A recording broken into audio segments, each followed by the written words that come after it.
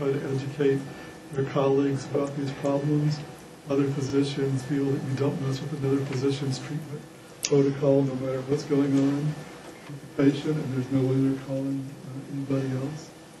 Some of this, I think, comes from training. Some of it, I think, might be personality. It's a big issue, and like how you're working with. Yeah. I remember reading something not too long ago that the vast majority of physicians prescribing drugs are not psychiatrists, but they're sort of primary care physicians. They have very little training with it. One of the big shifts in mental health treatment for everybody, actually, since about 1980 has been with the, actually a couple of things I think happened. One is with the shift to managed care, there's been kind of a general push to despecialize healthcare and to put a lot of the focus on treatment on the primary care physician. So you try to get as much as you possibly can, maybe more, done at the primary care level. And the other thing that happened, that I think was just a strategic mistake on the part of psychiatry as a discipline, is up until about 1980, psychiatrists did psychotherapy and other kinds of interventions as well as medicine. And they decided, for reasons which I'm sure made a lot of sense to them at the time, maybe still do, to reposition themselves as a biological intervention specialty so that they would be more like their medical colleagues. The strategic mistake was that I think once psychiatrists said, well, what we do is we prescribe psychiatric medication, as all the other physicians said, well, I can do that. And while I think there is a role, I think some specialty knowledge is really helpful in even prescribing for young adults.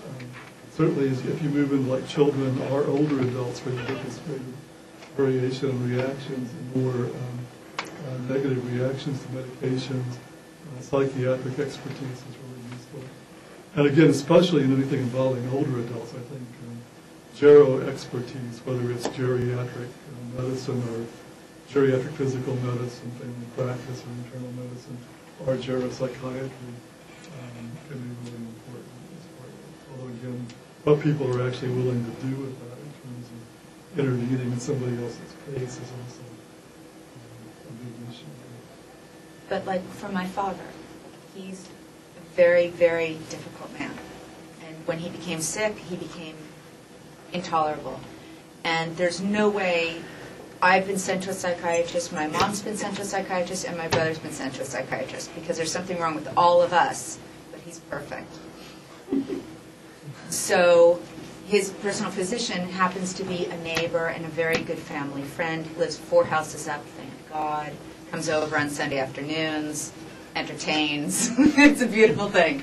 But when my father lived past what he was supposed to die in less than a week, 3.5 years ago, and he had done so much planning and everything, and I guess he had kind of made his bed and said his goodbyes and did everything he had to do, that for the first year of being alive after that, all he did was cuss and be depressed, and why didn't you let me die? And it was a horrible thing. And our physician said, listen to my mom, I'm going to put him on this pill, and it's for his pain, not for his emotions. Because he would never have taken it. He would never go to a shrink. He would never take a mood pill, ever, ever, ever. But that he's been told that Cymbalta is for pain, and that Prozac is for, I don't know what he's been told, but he's taking 3 different things now, and he's almost a human being.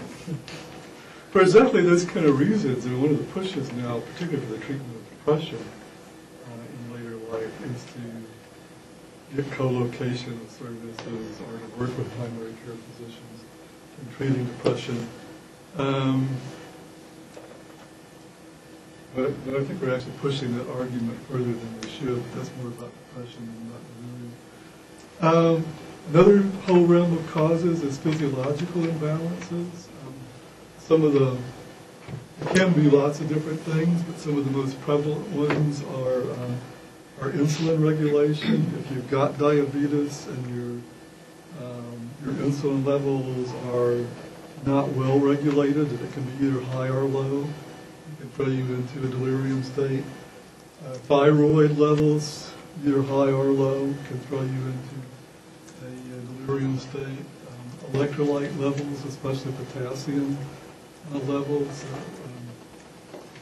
Occasionally you get people who are drinking tons of water for some reason who really deplete their electrolyte levels, or people on diuretics for heart disease treatment can end up depleted electrolytes. They can throw them into a delirium state.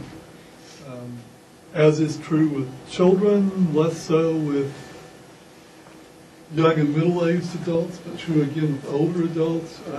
Infections of any kind that run you into a fever tend to produce delirium states.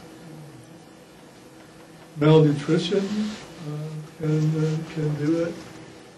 Chronic heart problems, especially if it's disrupting either your electrolytes or creating oxygenation kinds of problems can do it.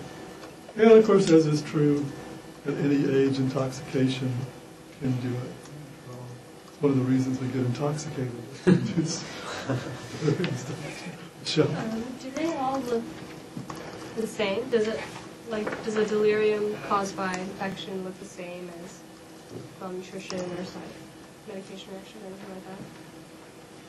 Roughly, yeah. There's probably more variation by people than there is by cause.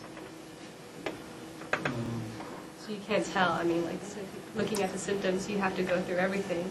You can't really. Right. The symptoms would establish that there's a delirium, and then the diagnosis at this level would be physical medicine. This would be blood panel workups and physical diagnosis to find the underlying cause. Tricia? Well, I just wanted to add how important hydration of the older adult is, especially with anybody who's going to go into direct contact with adults in your career. They tend not to take in fluid as much as we do. So, hydration is a very important factor when you're taking medication. And let's see, I have a second point. Can I raise my hand again? Yes. I'll let you do that. When I think of it. Sure. Any other questions about this? Comments? Do you have any ideas why? Because I've noticed this with my grandmas too. As they get older, it's almost like they kind of stop eating and drinking. Certainly as much as they used to, but just generally. Is it because they kind of forget to, or they, especially if they're in a delirium state? One of the reasons that people with dementia get superimposed delirium states is things like forgetting to eat, forgetting to drink, or screwing up their medications because of forgetfulness. I think one of the things I've actively struggled with myself for a number of years is that I think you need less food as you get older, and your appetite decreases as you get older. We don't always pay much attention to this. And so there's kind of a tendency for people to actually gain weight as they get older. But I think some people, especially if they've never had a particular fondness for food to begin with, can overshoot the mark in cutting down as their appetite decreases. If you do, for any reason, experience changes in taste and smell as you get older, food can get less appetizing for those reasons, and people can find food less appealing. Older women especially, I think, just get tired of cooking.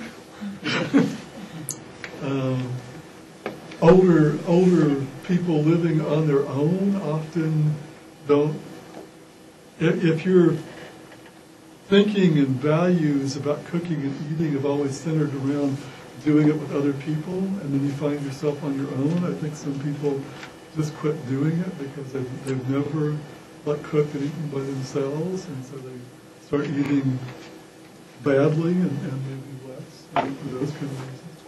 It can also be bad, like if you're trying to live on Diet Coke and potato chips or something like that. That's also malnutrition.